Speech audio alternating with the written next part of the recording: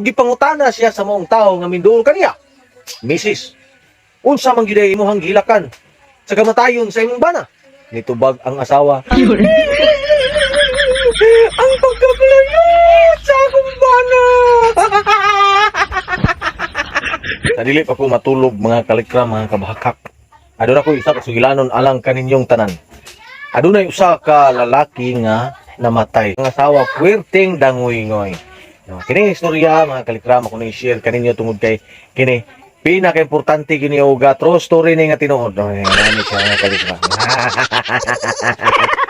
Anak gyud ang iyang tirada eh. Sige gyud, anak sige ilang gyud. Hinay pa. Oh, then after ato pila ka oras hangtod yabot ang tungang gabi. Mo gyud iya, sige gyapon ko. Duha na gyud ning duol niya ug nangisog na gyud pagpangutana.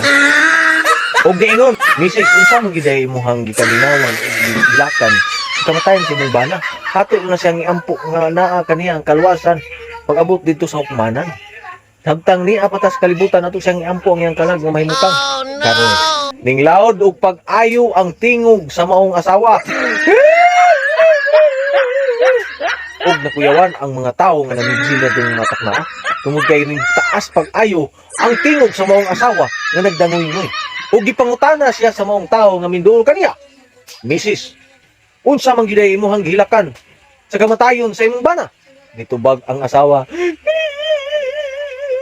Ang pagkapalayot sa akong bana.